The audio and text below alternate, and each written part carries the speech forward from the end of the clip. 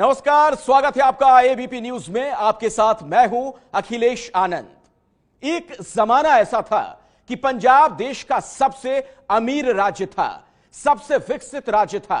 अगर ऐसा था तो क्यों पंजाब के नौजवानों ने हथियार उठाए? क्यों हिंदुस्तान से अलग पंजाब में एक देश की आवाज उठी, खालिस्तान की आवाज उठी? और क्यों टेररिज्म में हजारों लोगों की मौत हुई? सवाल यह उठता है कि क्या पंजाब में हिंसा को रोका जा सकता था? लेकिन उससे भी ज्यादा बड़ा अहम सवाल यह उठता है कि क्या इस टेररिज्म को, इस हिंसा को सरकार ने, राजनीति ने खुद न्योता दिया था?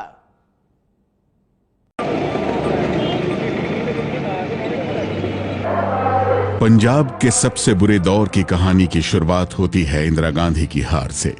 1977 के आम चुनाव में इंदिरा गांधी की कांग्रेस पार्टी को जबरदस्त हार मिली।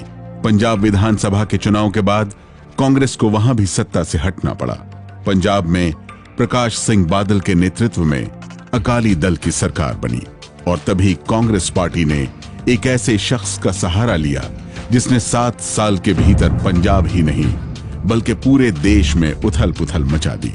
नाम था जरनैल सिंह भिंडरावाले। जरनैल सिंह भिंडरावाले अमृतसर के प्रभावशाली दमदमी टकसाल का जत्थेदार था। राजनीति में उसके दखल के पीछे थे ज्ञानी ज़ैल सिंह और संजय गांधी। ज्ञानी ज़ैल सिंह उस समय पंजाब के एक बड़े नेता हुआ करते थे। ज़ैल सिंह ने इंदिरा गांधी के बेटे संजय गांधी को विश्वास में लिया और पंजाब में अकाली दल को पछाड़ने की अपनी योजना में भिंडरावाले को मोहरा बनाया। वरिष्ठ पत्रकार कुलदीप नैयर के मुताबिक भिंडरावाले का दिल्ली में बाकायदा इंटरव्यू हुआ था। इस बात का जिक्र नैयर ने अपनी किताब beyond the lines an autobiography. Jarnail Singh Bhindranwale के तेवर शुरू से ही तीखे थे। 13 अप्रैल 1978 निरंकारी और अमृतधारी सिखों के बीच हुई खूनी मुठभेड़ के बाद से ही वो चर्चा में आने लगा था। इस दिन 13 अमृतधारी सिख मारे गए थे। इसके बाद निरंकारी बाबा गुरबचन सिंह के खिलाफ हरियाणा में मुकदमा चला, फिर उनकी रिहाई भी हो गई। इन बातों से कट्टर सिख नाराज हुए। निरंकारियों के साथ जो सिखों की पुरानी दुश्मनी थी उसको इसने वो अपनाया और इस मूवमेंट का उसने उसको अगुवाई करने की कोशिश की। और जब भी इनकी झड़प होती थी, अमृतसर में हुई थी एक दिन, बैसाखी के एक दिन, ये साल नहीं मुझे याद है। और फिर जब पुलिस का एक्शन होता था तो पकड़ते थे भिंडरावाले के आदमियों को। सिखों के 10वें गुरु गोबिंद सिंह ने अपने बाद गुरु ग्रंथ साहिब को ही गुरु बना दिया। सिख परंपरा के मुताबिक उनके बाद कोई गुरु नहीं हो सकता, जबकि निरंकारी जीवित गुरुओं में आस्था रखते हैं। 1978 में बाबा गुरबचन सिंह निरंकारियों के प्रमुख थे। बैसाखी के दिन हुई खूनी झड़प के बाद 24 अप्रैल 1980 को उनकी हत्या कर दी गई। इस हत्या के लिए नामजद ज्यादातर लोगों का ताल्लुक भिंडरावाले से था। इन घटनाओं के बाद पत्रकार कुलदीप नैयर की मुलाकात भिंडरावाले से हुई थी। ये आपके पास इतने लोग बंदूकें और स्टेन गन लेकर क्यों रहते हैं? पुलिस वाले हथियार लेके क्यों घूमते हैं? पुलिस तो सरकार ने रखी है, वो सरकार के नुमाइंदे हैं। उन्होंने कहो साढ़े नाल टक्कर लेके तो वेखण। भिंडरावाले ने ठेठ पंजाबी में कहा कि कोई मुझसे टक्कर लेके तो देखे, उसे पता चल जाएगा कि सरकार किसकी है। उन्होंने पता लग जाओ सरकार की दिया। ये बात चल ही रही थी कि कांग्रेस के बड़े नेता और देश के रक्षा और विदेश मंत्री रह चुके स्वर्ण सिंह कमरे में आए। स्वर्ण सिंह जी, आप कुर्सी पर बैठिए। ओ जी, संता दे सामने मैं कुर्सी ते नहीं बैठ सकता, मैं इत्थे ही ठीक हाँ।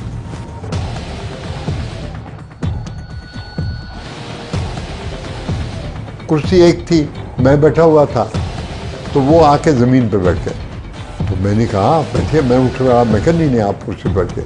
कहते नहीं, संतान के प्रेजेंस में यही फर्श ही अच्छा है। स्वर्ण सिंह की गिनती तब देश के बड़े नेताओं में होती थी और उन्होंने भी भिंडरावाले के सामने फर्श पर बैठना ही मुनासिब समझा। दरअसल कांग्रेस ने भिंडरावाले को बहुत सोच समझकर आगे बढ़ाया। बीबीसी से जुड़े पत्रकार सतीश जैकब और मार्क टली ने मिलकर Amritsar Mrs Gandhi's last battle नाम की किताब लिखी। इसमें कहा गया कि संजय गांधी और ज्ञानी जैल सिंह ने भिंडरावाले के प्रचार प्रसार के लिए नई पार्टी बनवा दी। 1980 के चुनाव में भिंडरावाले ने पंजाब की 3 लोकसभा सीटों पर कांग्रेस के उम्मीदवारों के समर्थन में चुनाव प्रचार भी किया। उसमें अमृतसर सीट भी शामिल थी। भिंडरावाले और कांग्रेस के बीच उस वक्त क्या रिश्ता था, इसके बारे में खुद इंदिरा गांधी ने बीबीसी के पैनोरामा कार्यक्रम में संकेत दिए थे। What kind of relationship Congress share with Bhindranwale? मैं किसी भिंडरावाले को नहीं जानती। हाँ, शायद वो चुनाव के दौरान हमारे किसी उम्मीदवार से मिलने आए थे, लेकिन मुझे उस उम्मीदवार का नाम याद नहीं। इंदिरा गांधी बीबीसी के कार्यक्रम में जिस चुनाव का जिक्र कर रही थी वो था 1980 का। इंदिरा गांधी की इन चुनावों में जबरदस्त वापसी हुई। लोकसभा की 529 सीटों में से कांग्रेस को 351 सीटें मिली। ज्ञानी जैल सिंह को प्रधानमंत्री इंदिरा गांधी ने देश का गृह मंत्री बनाया। पंजाब विधानसभा चुनाव में कांग्रेस ने अकाली दल को पछाड़ा। ज्ञानी जैल सिंह के राजनीतिक विरोधी और कांग्रेस के वरिष्ठ नेता दरबारा सिंह को पंजाब का मुख्यमंत्री बनाया गया। इसी के साथ पंजाब में राजनीति का एक नया दौर शुरू हो गया। 1980 में अकाली दल सत्ता से बाहर हो गया, इसलिए अकाली दल अपने पुराने एजेंडे पर चला गया। वो एजेंडा जो 1973 में आनंदपुर साहिब रिजोल्यूशन में तय हुआ था। अकाली दल उन्हीं रिजोल्यूशन को लेकर सरकार के ऊपर दबाव डालने लगा। उन रिजोल्यूशन में था कि चंडीगढ़ पंजाब को दिया जाए, नदियों का पानी ज्यादा पंजाब को दिया जाए। अब ये बातें शुरू हुई थी कि बाकी देश के भागों की तरह पंजाब में भी सेंसस शुरू हो गया। पंजाब में सेंसस यानी जनगणना ने वहां की राजनीति को गर्म कर दिया। धर्म और भाषा को लेकर राजनीति होने लगी। पंजाब में सबसे ज्यादा पढ़े जाने वाले हिंदी अखबार पंजाब केसरी ने हिंदी को लेकर मुहिम चला दी।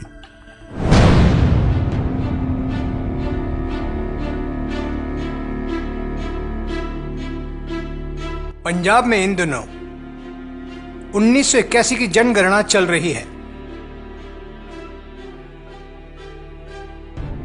इसमें लोगों से उनकी मातृभाषा पूछी जा रही है। हिंदू अपनी मातृभाषा हिंदी बताएं,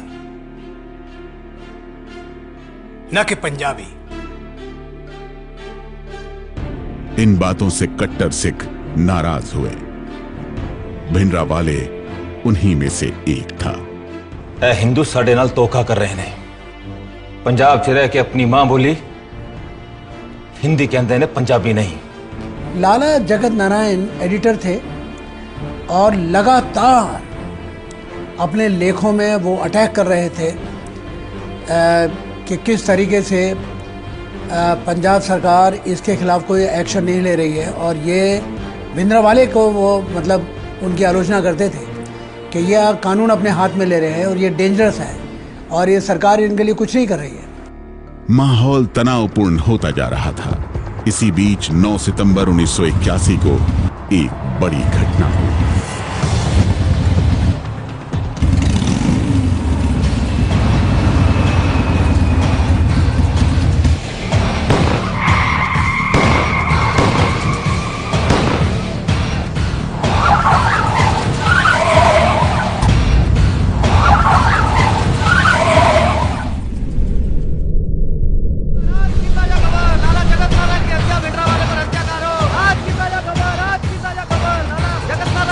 भिंडरावाले पर हत्या करो, आज की ताजा खबर, आज की ताजा खबर, लाला जगत नारायण की हत्या, भिंडरावाले पर हत्या करो। 9 सितंबर 1981 लाला जगत नारायण की हत्या कर दी गई। भिंडरावाले पर हत्या का आरोप लगा। हत्या के 4 दिन बाद पंजाब सरकार ने भिंडरावाले के खिलाफ गिरफ्तारी वारंट जारी किया। भिंडरावाले उस समय हरियाणा के चंडो कला में था। सतीश जैकब ने उन घटनाओं की रिपोर्टिंग की थी। गिरफ्तारी नहीं किया गया हरियाणा में, उनको वहां से जाने दिया गया और एक सरकारी गाड़ी में उनको बैठा के वहां से रवाना किया गया था। और जिस तरीके से दोनों सरकारें ने ये किया, और पंजाब में तो हमेशा कोई एक्शन नहीं लिया गया, बल्कि ऐसा लगता था कि जानबूझकर भिंद्रवाले को एक ऐसी छवि दी जा रही है कि जिससे जनता के सामने ये मैसेज जाए कि ये बहुत ही पावरफुल आदमी है। तमाम उठापटक के बीच लाला जगत नारायण की हत्या के 6 दिन बाद 15 सितंबर 1981 को भिंडरावाले को अमृतसर के गुरुद्वारा गुरुदर्शन प्रकाश से गिरफ्तार किया गया। भिंडरावाले को गिरफ्तार कर लिया गया, लेकिन इंदिरा गांधी की करीबी पुपुल जयकर के अनुसार इंदिरा गांधी के हस्तक्षेप से भिंडरावाले को जमानत पर रिहा कर दिया गया। उस समय के गृह मंत्री ज्ञानी जैल सिंह ने संसद में इस रिहाई की घोषणा की और साथ ही साथ यह भी कहा कि भिंडरावाले के खिलाफ कोई सबूत ही नहीं है।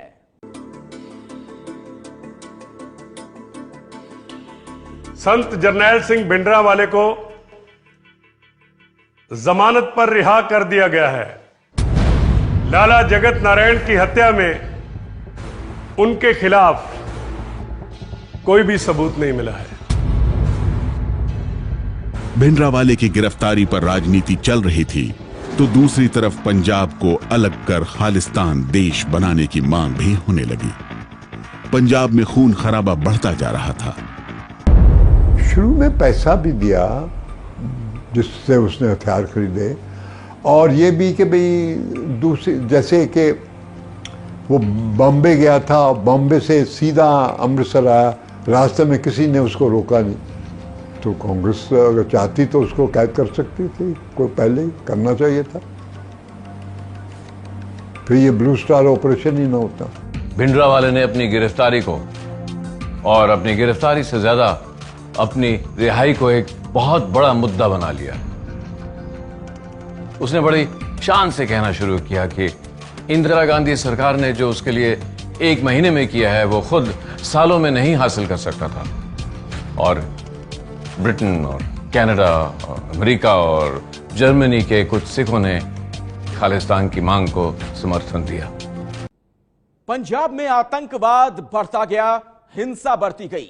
उसी समय पंजाब के डीआईजी एएस अटवाल की हत्या कर दी गई। उनकी लाश गोल्डन टेंपल के बाहर एक सड़क पर पड़ी रही, लेकिन किसी भी पुलिस वाले को हिम्मत नहीं हुई कि वो अपने अधिकारी की लाश अपने कब्जे में कर ले। आखिर पंजाब के मुख्यमंत्री दरबारा सिंह को भिंडरावाले को फोन करना पड़ा। हम दरबारा सिंह जी से मिलने गए थे। अवतार सिंह जिसका आप जिक्र कर रहे हैं, जो पुलिस का बड़ा सीनियर अफसर था, उसका मर्डर जो हुआ था वो गुरुद्वारे गोल्डन टेंपल की सीढ़ियों के ऊपर हुआ था और दिन में हुआ था। और जब वो लोग अंदर से आए थे जिनके पास बंदूकें थी, उन्होंने उसको गोली मारी और फिर वो अंदर चले गए थे गोल्डन टेंपल में, और उसकी जो लाश थी वो बाहर पड़ी रही। कई घंटों तक लाश बाहर पड़ी रही और किसी की हिम्मत नहीं थी कि उसको, पुलिस वालों की, कि उसकी लाश को वहाँ से ले जाते। तो उसके बाद भिंडरावाले को टेलीफोन गया है। टेलीफोन दरअसल चीफ मिनिस्टर की तरफ से गया था।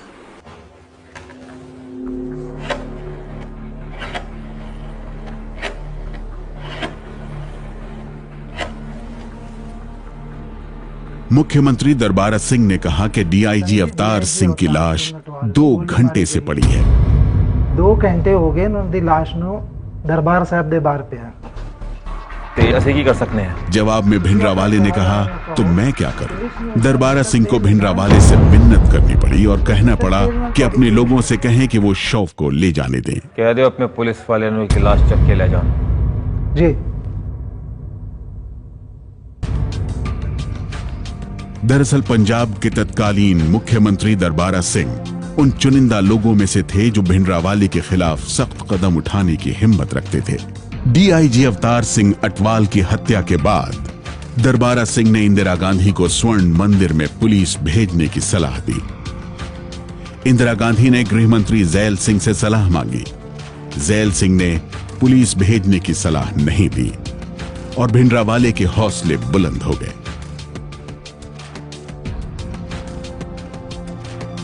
पंजाब में हालात लगातार विस्फोटक होते जा रहे थे। हालात को काबू में करने के लिए इंदिरा गांधी ने बड़ा राजनीतिक फैसला किया। फैसला था गृह मंत्री ज्ञानी जैल सिंह को राष्ट्रपति बनाने का। that I will faithfully execute the office of President of India. ज्ञानी जैल सिंह को, एक सिख को हिंदुस्तान का राष्ट्रपति बना दिया गया। हिंदुस्तान के तीनों सेनाओं का प्रमुख बनाया गया। इसके पीछे यह सोच थी कि शायद एक सिख को राष्ट्रपति बनाया गया तो पंजाब में उग्रवाद कम हो जाएगा, लेकिन ऐसा नहीं हुआ। ज्ञानी जैल सिंह के राष्ट्रपति बनने के 1 महीने बाद ही पंजाब में संत हरचंद सिंह लोंगोवाल की अगुवाई में अकाली दल ने गिरफ्तारी और मोर्चा लगाने का अभियान शुरू कर दिया। 2 महीने में 30,000 गिरफ्तारियां हुई। सरकार चारों तरफ से घिरती जा रही थी। यह अहिंसक आंदोलन था जिसका मकसद आनंदपुर साहिब रेजोल्यूशन को लागू करना था, लेकिन गिरफ्तारियां होती रहीं। इससे हालात और तनावपूर्ण हो गए। इसी बीच 5 अक्टूबर 1983 को उग्रवादियों ने हिंसा की एक बड़ी घटना को अंजाम दिया। पंजाब के कपूरथला से जालंधर जा रही बस को सिख बंदूकधारियों ने देर रात रोका। बस में सवार यात्रियों में से हिंदुओं को चुन चुनकर बाहर निकाला गया और एक लाइन में खड़ा करके गोली मार दी गई। इस तरह अपने परिवार की महिलाओं और बच्चों के सामने 6 लोग मारे गए। इस हत्याकांड के बाद ही पत्रकार तवलीन सिंह भिंडरावाले से अमृतसर के स्वर्ण मंदिर में मिली। आज मैं किसी तवलीन सिंह ने पूछा, मारने वाले सिख थे? जवाब में भिंडरावाले ने कहा, उनसे मेरा क्या लेना देना? मेरा क्या लेना देना? फिर जब घटना की निंदा के बारे में पूछा गया तो भिंडरावाले ने कहा, मैं क्यों करूं निंदा? मैं निंदा करने वाला कौन होता हूं? मैं कौन होना ऐसी निंदा करने वाला?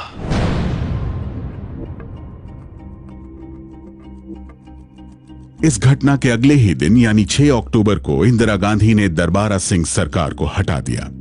पंजाब में राष्ट्रपति शासन लगा दिया गया। इसे इंदिरा गांधी की भारी गलती बताया गया। इससे भिंडरावाले के खिलाफ सख्त लाइन लेने वाले एक बड़े नेता से केंद्र का सीधा नाता टूट गया। पंजाब में भिंडरावाले की ताकत बढ़ती जा रही थी और दिल्ली में इंदिरा गांधी के सलाहकार उनसे कहते जा रहे थे कि भिंडरावाले पर सख्ती ना करें। उधर भिंडरावाले और उसके समर्थक AK-47 जैसे खतरनाक हथियार स्वर्ण मंदिर में भेज रहे थे। खबरें आ रही थी कि दूध के बर्तन में और अनाज की बोरियों में गोलियां और हथियार स्वर्ण मंदिर पहुंचाए जा रहे थे। एक तरफ दिल्ली में असमंजस था, दूसरी तरफ भिंडरावाले ने एक बड़ा कदम उठाया। 15 दिसंबर 1983 को भिंडरावाले ने अपने हथियारबंद साथियों के साथ स्वर्ण मंदिर के अकाल तख्त पर कब्जा कर लिया था। अकाल तख्त का मतलब एक ऐसा सिंहासन था जो अनंत काल के लिए बना हो। इसे 16वीं सदी में बनाया गया था। दिल्ली में मुगल दरबार की गद्दी से 1 फुट ऊंचा अकाल तख्त बनाया गया था ताकि बताया जा सके कि ईश्वर की जगह बादशाहों से ऊपर होती है। यहीं से सिख धर्म से जुड़े हुक्मनामे जारी होते रहे हैं। इसलिए अकाल तख्त का धार्मिक महत्व तो है ही, साथ ही राजनीतिक महत्व भी है।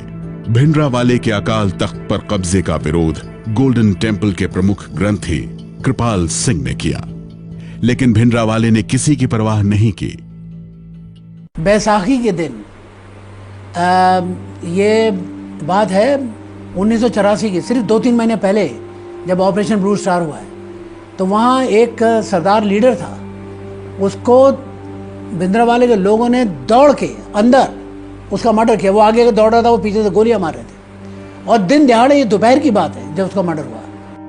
अकाल तख्त से ही भिंडरावाले ने इंदिरा गांधी को चेतावनी दी और दार्शनिक अंदाज में कहा कि हम तो माचिस की तीली की तरह हैं। ये लकड़ी से बनी है और ठंडी है, लेकिन आप उसे जलाएंगे तो लपटें निकलेंगी। पर असी माचिस की तीली वांगा लकड़ दिया ते ठंडी है, पर जे तुसी उन्हें बालोगे तो लपटा निकलनगियां। इंदिरा गांधी के लिए मुश्किलें बढ़ती जा रही थी। 1984 का फरवरी महीना था।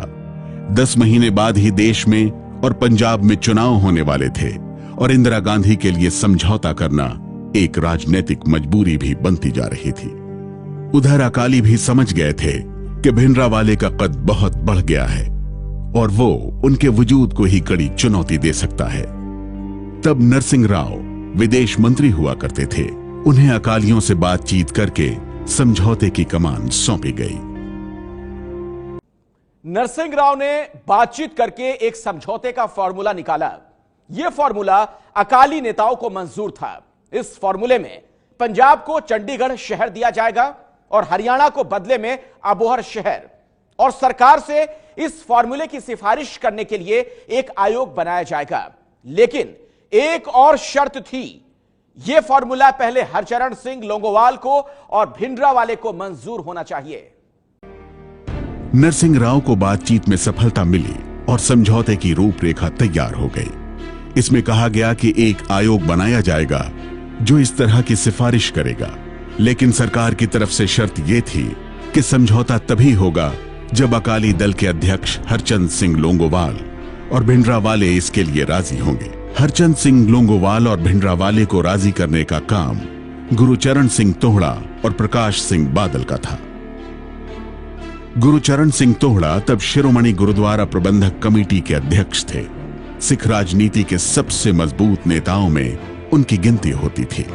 बादल और तोहड़ा इस प्रस्ताव को लेकर स्वर्ण मंदिर गए।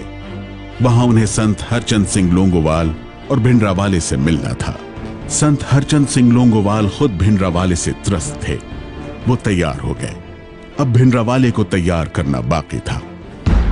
देखो संत जरनैल सिंह जी, तोहड़ा ने बताया कि सरकार ज्यादातर मांगे मान गई है। भिंडरावाले को यह भी बताया गया कि एक कमीशन बिठाकर सरकार दूसरी मांगों को भी मान लेगी। सानू इस गल ते सहमत हो जाना चाहिए। संत जरनैल सिंह जी, इस मामले च मेरी भी यही सलाह। बातचीत और समझौते की कोशिश बेकार गई। भिंडरावाले किसी भी कीमत पर समझौते के लिए तैयार नहीं था। इस अलावा और कोई समझौता नहीं हो सकता। ओ जी कम्युनिटी तोड़ा जी, मैं तुम्हारी सारी खेड़ा जानना। साफ था भिंडरावाले किसी भी तरह के समझौते के लिए तैयार नहीं था। आप दे नाल धोखा कर रहे हो। ऐसे कोई धोखा नहीं। ऐसे पंजाब दे ते सिखां दे हित लई है। किसदे हकले की है मैं सब जानना। ਤੁਹਾਡੀ ਅੱਖ ਸੱਤਾ ਤੇ ਹੈ। ਤੁਸੀਂ ਮੁੱਖ ਮੰਤਰੀ बनना ਚਾਹੁੰਦੇ ਹੋ। भिंडरावाले जी, मैं ਤੁਹਾਨੂੰ अकाल तक तो बाहर कटवा देवांगा। वो तो बात भी गल हैगी।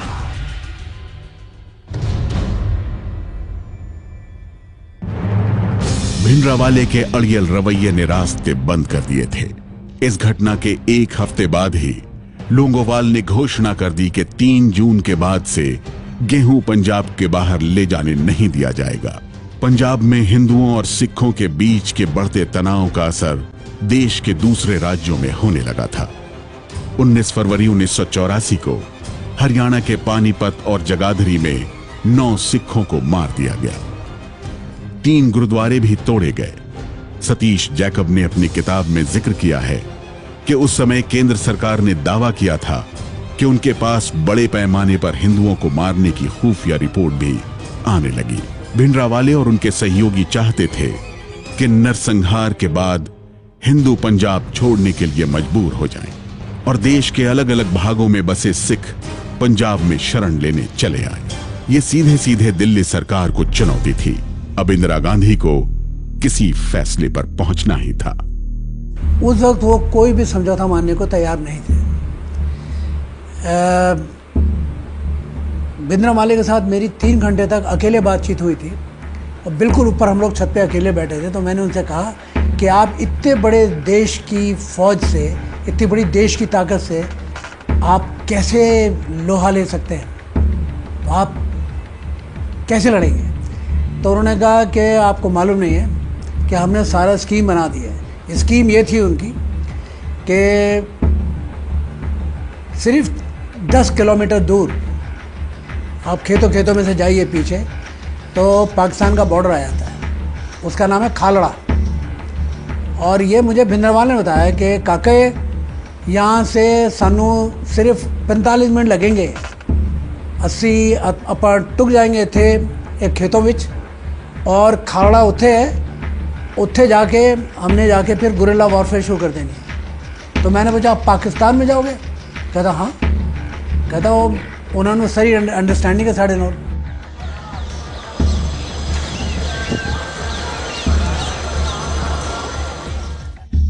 एक जून 1984 को पंजाब को सेना के हवाले कर दिया गया। सेना क्या कार्रवाई करेगी, इसको लेकर चिंता थी। आखिरकार 2 जून 1984 की रात इंदिरा गांधी दूरदर्शन पर आईं, एक आखिरी अपील के साथ।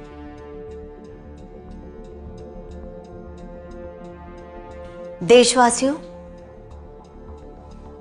पंजाब में निर्दोष सिख और हिंदू मारे जा रहे हैं, अराजकता फैली हुई है, लूटपाट हो रही है, धार्मिक स्थल अपराधियों और हत्यारों के शरणगाह बन गए हैं। अगर अब भी किसी मुद्दे पर कोई गलतफहमी या संदेह है तो आइए हम बातचीत की मेज पर इसे हल करने की कोशिश करेंगे। इंदिरा गांधी ने आखिरकार स्वर्ण मंदिर में सेना भेजने का फैसला कर लिया। कोड वर्ड रखा गया ऑपरेशन ब्लू स्टार। एक तरफ इंदिरा गांधी ने बातचीत का न्योता दिया और दूसरी तरफ अमृतसर की सारी फोन लाइंस कट कर दी गई। पंजाब के नेता, चाहे वो चरमपंथी हो या नरमपंथी, वो बातचीत नहीं कर सकते थे। बहरहाल इंदिरा गांधी की अपील का असर होना नहीं था, हुआ भी नहीं। जब इंदिरा गांधी देश के नाम संदेश दे रही थी, उसी दौरान मेजर जनरल कुलदीप सिंह बरार की अगुवाई में सेना की नवी डिवीजन स्वर्ण मंदिर की तरफ बढ़ रही थी। 3 जून को अमृतसर से पत्रकारों को बाहर कर दिया गया। पाकिस्तान से लगती सीमा को सील कर दिया गया। भिंडरावाले तब अकाल तख्त में ही था। जब दिल्ली में इंदिरा गांधी बड़े फैसले ले रही थी, तब भिंडरावाले पत्रकारों से बातचीत कर रहा था। फौज अंदर पहुंच चुकी है कि ਤੁਹਾਨੂੰ लगता है कि फौज दरबार साहब अंदर प्रवेश कर पाएगी? नहीं, मैनू नहीं लगता कि फौज इन्नी हिम्मत है। फौज भी इतने उसी तरह पई रहेगी जिस तरह बीएसएफ ते सीआरपी। वो तब भी समझ रहा था कि सेना कभी गोल्डन टेम्पल के अंदर दाखिल नहीं होगी, और अगर हुई तो जबरदस्त लड़ाई होगी। तो बचने लिए थानू सरेंडर करना ही पैना। जे फौज ने अंदर आने की हिम्मत की ते उन्हें सबक सिखावांगे, ते एहो जिहा सबक सिखाया जाएगा जिसनों वो जिंदगी पर याद रखेगी। तो पता है, एक शेर 1000 पेड़ों का शिकार करता है। भिंडरावाले के जवाबों से 2 बातें तय थी। सेना के साथ मुकाबला करने के लिए वो तैयार था, यानी बहुत खून खराबा होने वाला था। जर्नलिस्ट भिंडरावाले से मिले थे, उनमें मैं भी था, और ये बात है कोई दोपहर की बात है। तो ये आखिरी प्रेस कॉन्फ्रेंस जो भिंडरावाले ने दी थी, और उसके शब्द मुझे याद हैं। उसने कहा था कि मुझे मालूम है कि अब आर्मी आ गई है, लेकिन मेरी यहाँ से लाश ही जाएगी, मुझे कोई गिरफ्तार नहीं कर सकता है। एंड ही सेड कि I am going to fight. तो वो लास्ट था, हमें अंदाज़ा नहीं था कि एक्शन इतनी जल्दी शुरू हो जाएगा। उधर सेना ने घेराबंदी के बाद अंदर रह रहे लोगों को बाहर आने को कहा। ये अपील बार बार की गई। उस दिन जी वो 3 जून था, गुरु अर्जन देव जो सिखों के 5वें गुरु हैं, उनका शहीदी गुरपुरब था। उस दिन तो गोल्डन टेम्पल में रास्ता जो पिलग्रिम है वो मत्था टेकने के लिए, गुरपुरब मनाने के लिए बहुत आते हैं। तो बहुत दूसरे अकाली दल के जो वर्कर हैं वो गिरफ्तारी देने के लिए आए हुए थे। बहुत लोग थे अंदर। 5 जून को 7 बजे तक सिर्फ 129 लोग ही बाहर आए। उन्होंने बताया कि भिंडरावाले के लोग बाहर आने से रोक रहे हैं। 5 जून शाम 7 बजे सेना की कार्रवाई शुरू हुई। रात भर दोनों तरफ से गोलीबारी होती रही। 6 जून को सुबह 5:20 पर तय किया गया कि अकाल तख्त में छुपे आतंकवादियों को बाहर निकालने के लिए टैंक लगाने होंगे। ऑपरेशन ब्लू स्टार शुरू हो गया था। हिंदुस्तानी सेना भिंडरावाले और उसके साथियों को स्वर्ण मंदिर के अकाल तख्त से निकालने की कोशिश में लगी थी, और उधर प्रधानमंत्री इंदिरा गांधी और राष्ट्रपति ज्ञानी जैल सिंह के बीच एक बहुत तल्ख मुलाकात हो रही थी, क्योंकि इंदिरा गांधी ने ऑपरेशन ब्लू स्टार लॉन्च करने से पहले ज्ञानी जैल सिंह की सलाह नहीं ली थी, उन्हें बताया तक नहीं गया था। और जब ज्ञानी जैल सिंह को पता चला, वो बहुत खफा हुए। इतने बड़े फैसले की जानकारी मुझे पहले दी जाती तो अच्छा होता। सेना को कहा गया था कि दरबार साहब को कोई नुकसान नहीं पहुंचना चाहिए। मुझे समझ नहीं आ रहा है कि हमारी खुफिया एजेंसी पिछले 2 महीनों से क्या कर रही है, जबकि इतनी बड़ी तादाद में हथियार स्वर्ण मंदिर में ले जाए जा रहे थे।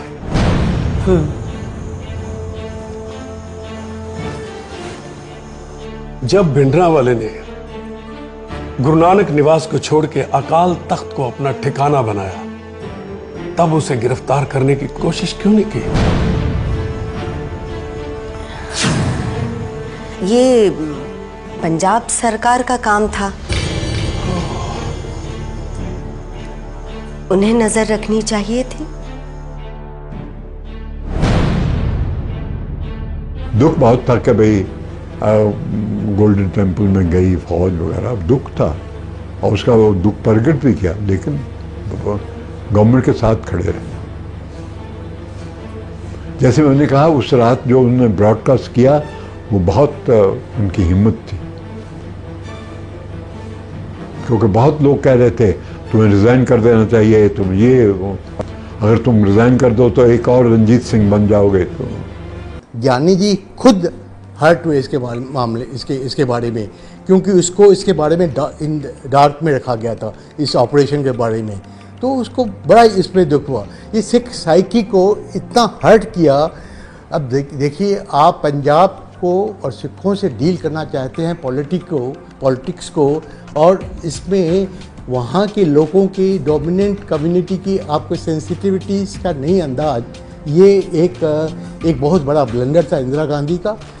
मैं समझता हूँ कि it is one of the perhaps the darkest spot in Indian history, one of the darkest spots in the Indian history, कि इस तरह का ब्लू स्टार ऑपरेशन नहीं इनिशिएट करना, आर्मी ऑपरेशन तो इतना अवॉइड किया जा सकता। ऑपरेशन के दौरान बहुमूल्य किताबों और दस्तावेजों की लाइब्रेरी में आग लग गई। आतंकवादियों और पुलिस के बीच हुई फायरिंग में चली कई गोलियां हरमंदर साहब की ओर भी गई। अकाल तख्त को भी भारी नुकसान हुआ। हालांकि बाद में सरकार ने अकाल तख्त को दोबारा बनवाने की पेशकश की, लेकिन सिख समुदाय ने सरकार के इस प्रस्ताव को नहीं माना।